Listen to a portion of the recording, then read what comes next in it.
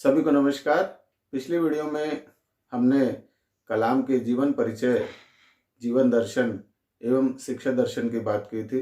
शिक्षा दर्शन उनका काफ़ी विस्तृत है, इसलिए हमने शिक्षा दर्शन को दो भागों में विभाजित किया और यह वीडियो उनके शिक्षा दर्शन का दूसरा भाग है। अब हम बात करेंगे कलाम के शिक्षा के विभिन्न अंगों पर विचार को। कलाम के अनुसार शिक्षा का अर्थ, कलाम शिक्षा को केवल व्यक्तित्व विकास का माध्यम ही नहीं मानते थे, बल्कि वह शिक्षा के माध्यम से एक जागृत समाज की रचना करना चाहते थे। कलाम के अनुसार शिक्षा का अर्थ है एक जागृत समाज की रचना। कलाम जागृत समाज के मुख्य 3 अंगों की बात करते हैं। पहला, एक ऐसी शिक्षा जिसके निश्चित मूल्य हो। दूसरा, धर्म का आध्यात्मिक शक्ति में परिवर्तन। और तीसरा, आर्थिक विकास। स्कूल जाने का परिणाम यह होना चाहिए कि युवा ज्ञान आधारित समाज के अंग बन सके और स्वयं अपने विकास के साथ साथ राष्ट्रीय विकास में भी अपना योगदान करें। कलाम के अनुसार शिक्षा की परिभाषा, शिक्षा वास्तव में सत्य की खोज है। यह ज्ञान और प्रकाश की अंतहीन यात्रा है। अगर शिक्षा के यथार्थ को प्रत्येक व्यक्ति अपने जीवन में अपना ले तो यह दुनिया रहने के लिए सर्वोत्तम जगह बन जाएगी। हमें शिक्षा प्रणाली को उच्च नैतिक मूल्यों से जोड़कर उपयोगी और रोजगार उन्मुख बनाना चाहिए। कलाम शिक्षा की परिभाषा देते हुए कहते हैं, शिक्षा सीखने की एक ऐसी प्रक्रिया है जिसे सृजनात्मक बनाने के लिए डिजाइन किया गया है। इस शैक्षिक प्रक्रिया का उद्देश्य सृजनात्मकता को प्रोत्साहन देना होता है। अर्थात कलाम कहते हैं कि शिक्षा का उद्देश्य सृजनात्मकता को प्रोत्साहन देना है। कलाम अपने शैक्षिक दर्शन में शिक्षा के विभिन्न उद्देश्यों की बात करते हैं। अब हम कलाम के अनुसार शिक्षा के उद्देश्यों की बात करेंगे। कलाम के अनुसार शिक्षा के अनेक उद्देश्य हैं जिन्हें प्राप्त करना संपूर्ण शिक्षण प्रक्रिया का दायित्व है। कलाम कहते हैं, शिक्षा के द्वारा विद्यार्थियों में खोज प्रवृत्ति, रचनात्मकता, प्रौद्योगिकी, उद्यमशीलता एवं नेतृत्व क्षमता उत्पन्न की जानी चाहिए। शिक्षा के विभिन्न स्तरों पर शिक्षा के उद्देश्यों को स्पष्ट करते हुए कलाम कहते हैं, प्राइमरी शिक्षा का उद्देश्य होना चाहिए बच्चों की रचना शक्ति में बढ़ोतरी, जबकि सेकेंडरी शिक्षा का लक्ष्य होना चाहिए बच्चों में ऐसा आत्मविश्वास उत्पन्न करना कि वे अपना स्वयं का कोई छोटा उद्योग खड़ा कर सके या उच्च शिक्षा और शोध के क्षेत्र में प्रवेश कर सके। उच्च शिक्षा के संस्थान विश्व स्तर के होने चाहिए जो उद्योग जगत के साथ मिलकर कार्य कर सके। अर्थात कलाम कहते हैं कि शिक्षा का उद्देश्य ऐसा हो जिसके माध्यम से बालक आत्मनिर्भर हो सके, साथ साथ उच्च शिक्षा एवं शोध के क्षेत्र में प्रवेश कर सके। कलाम के उक्त विचार के आधार पर स्पष्ट होता है कि कलाम शिक्षा के उद्देश्यों को शिक्षा के विभिन्न स्तरों पर वर्गीकृत करते हैं तथा प्रत्येक स्तर पर शिक्षा के उद्देश्यों में परिवर्तन करते हैं। उनके विचारों के आधार पर शिक्षा के उद्देश्यों को निम्न रूप में स्पष्ट किया जा सकता है। सबसे पहला, वैज्ञानिक सोच का विकास। कलाम के अनुसार शिक्षा के द्वारा व्यक्तियों में वैज्ञानिक सोच का विकास होना चाहिए। क्योंकि कलाम स्वयं एक वैज्ञानिक थे, उनका मानना था कि बच्चों में वैज्ञानिक सोच का विकास अवश्य ही होना चाहिए। कलाम के शब्दों में, वैज्ञानिकों को यह सुनिश्चित करना चाहिए कि उनके प्रयोगों के परिणाम सामान्य जन तक पहुँचे। यदि यह कार्य निरंतर किया जाता रहे और लोगों को पता चले कि इनसे उन्हें लाभ होता है तो उनमें वैज्ञानिक सोच उत्पन्न होने लगेगी। दूसरा, रचनात्मकता का विकास। कलाम के अनुसार शिक्षा का उद्देश्य बच्चों में रचनात्मकता का विकास करना है। रचनात्मकता केवल पाठ्यपुस्तकों से नहीं आती, इसके लिए अनेक प्रकार के क्रियाकलापों की आवश्यकता भी होती है। कलाम के शब्दों में, शिक्षा के संबंध में मेरा विचार यह है कि उसके द्वारा बच्चों की रचनात्मक शक्ति विकसित की जानी चाहिए। कलाम के अनुसार अगला उद्देश्य है मानव मस्तिष्क का संपूर्ण विकास। कलाम कहते हैं कि शिक्षा का उद्देश्य व्यक्ति के मस्तिष्क का संपूर्ण विकास करना है। कलाम के शब्दों में, हमारी शिक्षा व्यवस्था को मनुष्य के भीतर इन 5 प्रकार के मस्तिष्क के विकास पर केंद्रित होना चाहिए। पहला, अनुशासित मस्तिष्क। दूसरा, संयोगी मस्तिष्क। तीसरा, रचनात्मक मस्तिष्क। चौथा, श्रद्धेय मस्तिष्क। और पांचवा नैतिक मस्तिष्क। पहले तीन मस्तिष्क का संबंध व्यक्तिगत होता है, जबकि बाद के दो मस्तिष्क मनुष्य के समूह अथवा समाज के संबंध में उपयोगी है। मौलिक नेतृत्व के विकास के लिए इन दोनों के बीच का सौहार्दपूर्ण मिश्रण आवश्यक है। दूसरे शब्दों में, शिक्षा व्यवस्था ऐसी होनी चाहिए कि विद्यार्थियों में सभी 5 प्रकार के मस्तिष्क का निर्माण करे, ताकि वे भविष्य में देश को सुयोग्य नेतृत्व दे सके। अगला उद्देश्य रोजगार आधारित शिक्षा। कलाम शिक्षा को रोजगार के साथ जोड़कर देखते हैं। कलाम कहते हैं, शिक्षा का उद्देश्य रोजगार का सृजन होना चाहिए, न कि बेरोजगारों की संख्या बढ़ाना। अर्थात शिक्षा रोजगार प्रदान करने वाली होनी चाहिए। शिक्षा प्राप्त करने के बाद व्यक्ति अपना स्वयं का उद्यम लगा सके और आत्मनिर्भर बन सके। अगला बिंदु है नैतिक मूल्यों का विकास। क्योंकि पिछले वीडियो में भी हमने देखा है कि कलाम नैतिक मूल्यों पर सर्वोच्च बल देते हैं और सच्चरित्रता की बात करते हैं। कलाम शिक्षा के द्वारा नैतिक मूल्यों के विकास पर बल देते हैं। कलाम कहते हैं कि शिक्षा का उद्देश्य नैतिक मूल्यों का विकास होना चाहिए और नैतिक मूल्यों के विकास में विद्यालय के साथ साथ परिवार की भी भूमिका महत्वपूर्ण होती है। अगला आध्यात्मिकता का विकास। कलाम शिक्षा का उद्देश्य आध्यात्मिकता का विकास भी मानते हैं। कलाम एक वैज्ञानिक थे, इसके बावजूद कलाम की ईश्वर के प्रति गहरी आस्था थी। कलाम एक ओर कुरान पढ़ते थे तो दूसरी ओर गीता। कलाम के शब्दों में कोई शक्ति है जिसके कारण ब्रह्मांड में सब कुछ इतना सुनियोजित है। हम उस शक्ति को कोई भी नाम दे सकते हैं। भगवान यानी हमारे निर्माता ने हमें असीमित शक्तियां एवं क्षमताएं दी हैं। ईश्वर की प्रार्थना हमें इन शक्तियों को विकसित करने में सहायता करती है। अर्थात शिक्षा के माध्यम से आध्यात्मिकता का विकास होना चाहिए। अगला बिंदु राष्ट्र निर्माण की क्षमता का विकास। कलाम राष्ट्र प्रेम, राष्ट्र निर्माण को बहुत महत्व प्रदान करते थे। कलाम शिक्षा के द्वारा राष्ट्र निर्माण पर बल देते थे। वे मानते हैं कि शिक्षा के द्वारा व्यक्ति में राष्ट्र निर्माण की क्षमताएं उत्पन्न होनी चाहिए। उक्त क्षमताएं शिक्षण संस्थाओं के माध्यम से अच्छे ढंग से विकसित की जा सकती है और शिक्षण संस्थाओं को इसमें महत्वपूर्ण भूमिका निभानी चाहिए। कलाम के अनुसार अगला उद्देश्य है नेतृत्व क्षमता का विकास। कलाम के अनुसार शिक्षा के द्वारा नेतृत्व क्षमता का विकास किया जाना चाहिए। शिक्षण संस्थाओं में नेतृत्व का प्रशिक्षण प्रदान किया जाना चाहिए। शिक्षा के माध्यम से सभी बच्चों को अनिवार्य रूप से और अपने भीतर नेतृत्वकारी गुणों का विकास करना चाहिए और भारत जैसे प्रजातांत्रिक देश में नेतृत्व क्षमता अत्यंत महत्वपूर्ण है। कुशल नेतृत्व के माध्यम से ही प्रजातंत्र को सुदृढ़ किया जा सकता है। उक्त ऐसे अनेक उद्देश्य हैं जिनको कलाम शिक्षा के माध्यम से प्राप्त करने पर बल देते थे। अब हम बात करते हैं कलाम के अनुसार पाठ्यक्रम, अर्थात कलाम कैसा पाठ्यक्रम होना चाहिए, पाठ्यक्रम में कौन कौन से विषय, कौन कौन सी गतिविधियां होनी चाहिए, इस पर बात करते हैं। कलाम ने पाठ्यक्रम में विभिन्न प्रचलित विषयों को शामिल किया, जिसमें विज्ञान, तकनीकी अथवा प्रौद्योगिकी को सर्वाधिक महत्व प्रदान किया। कलाम कहते हैं कि प्रश्नों के द्वारा विज्ञान का जन्म होता है। विज्ञान की आधार भूमि प्रश्न ही है और जैसा सभी माता पिता और शिक्षक जानते हैं, बच्चे ही अंतहीन प्रश्नों के स्रोत होते हैं। इसलिए बच्चा ही पहला वैज्ञानिक था। विज्ञान की सहायता से ही मनुष्य तेजी से प्रगति कर सकता है। कलाम विज्ञान और तकनीकी को पाठ्यक्रम में शामिल करने के विषय में कहते हैं कि विज्ञान को तर्क के साधारण सौंदर्य को विद्यार्थियों को समझाना चाहिए।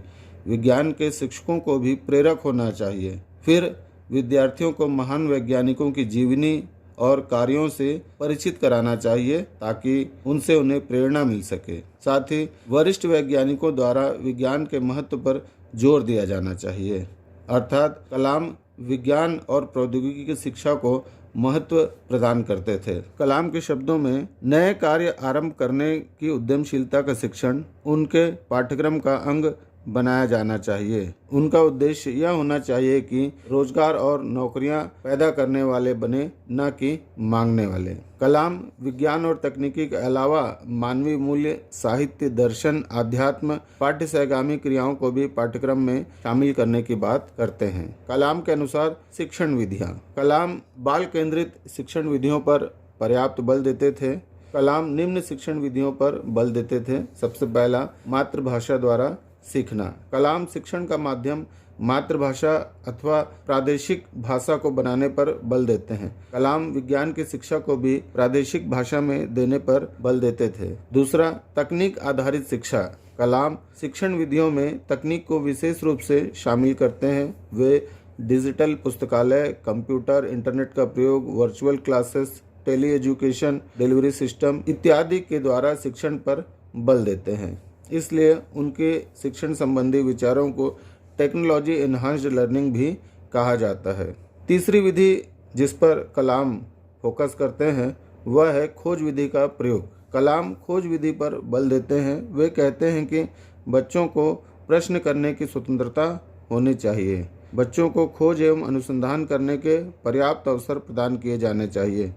कलाम के अनुसार बच्चे में एक वैज्ञानिक होता है, अतः उनकी सभी प्रकार की जिज्ञासाओं का समाधान किया जाना चाहिए। अगली विधि अनुभव द्वारा सीखना। कलाम अनुभव के द्वारा सीखने पर बल देते हैं। वे कहते हैं कि बच्चे विभिन्न गतिविधियों के माध्यम से अनुभव करते हैं। यह अनुभव उनके ज्ञान में वृद्धि करते हैं तथा उनका ज्ञान स्थायी होता है। अर्थात बच्चों को अधिक से अधिक अनुभव करने का प्रयास किया जाना चाहिए। अगला है प्रयोग द्वारा सीखना। कलाम के अनुसार बच्चों को प्रयोग की स्वतंत्रता होनी चाहिए। प्रयोग के माध्यम से भी बच्चे सीखते हैं। विद्यालय में प्रयोगशाला होनी चाहिए तथा प्रयोगशाला में बच्चों को कार्य करने का अवसर भी प्राप्त होना चाहिए। प्रयोगशाला के अलावा बच्चों को फील्ड में भी कार्य करने का अवसर प्रदान किया जाना चाहिए। अब हम बात करते हैं कि कलाम अनुशासन के विषय में क्या विचार रखते हैं। अर्थात कलाम के अनुसार अनुशासन। कलाम किसी भी प्रकार के कठोर एवं बाह्य अनुशासन का समर्थन नहीं करते थे, बल्कि स्व अनुशासन सेल्फ डिसिप्लिन पर बल देते थे।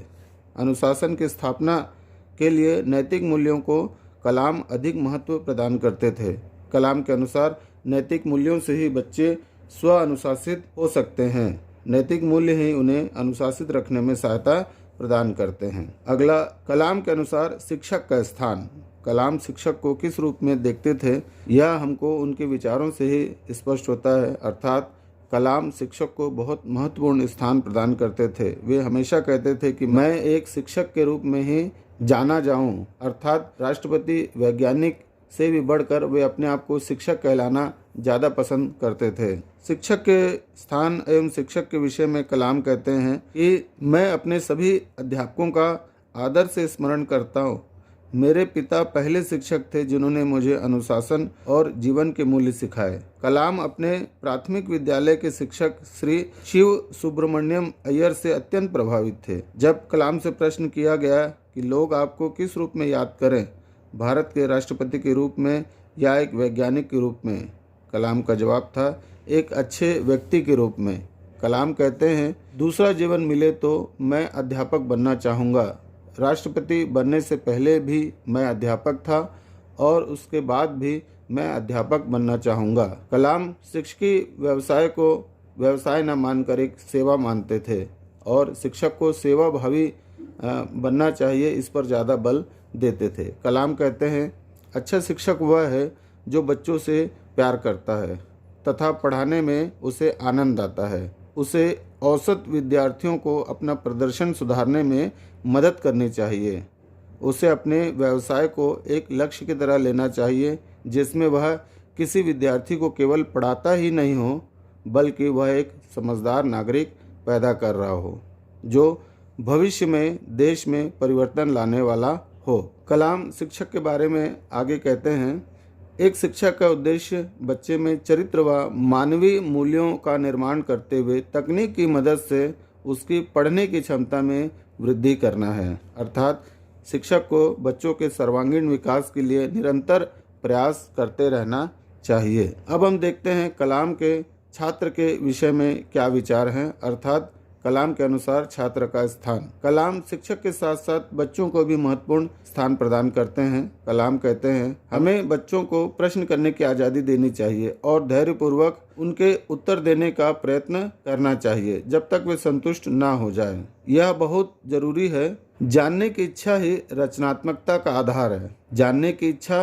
और प्रश्नकर्ता मस्तिष्क दोनों के मेल से ही वैज्ञानिक प्रवृत्ति का निर्माण होता है। कलाम के अनुसार आज के बच्चे मुझे ज़्यादा उत्सुक लगते हैं, वे शीघ्र परिणाम चाहते हैं, उनकी इच्छाएं और महत्वाकांक्षाएं ऊंची है, इसी के साथ वे ज़्यादा बुद्धिमान भी है। कलाम के अनुसार कलाम विद्यालय के महत्व को स्वीकार करते हैं तथा विद्यालयों की गुणवत्ता को सुधारने पर बल देते हैं। कलाम विशेष रूप से सरकारी विद्यालयों की गुणवत्ता में सुधार के पक्षधर थे। कलाम मानते थे कि सरकारी विद्यालय आम जनता की पहुंच में है, अतः सरकारी विद्यालयों की गुणवत्ता में सुधार से ही शिक्षा आम जन तक पहुंच सकती है।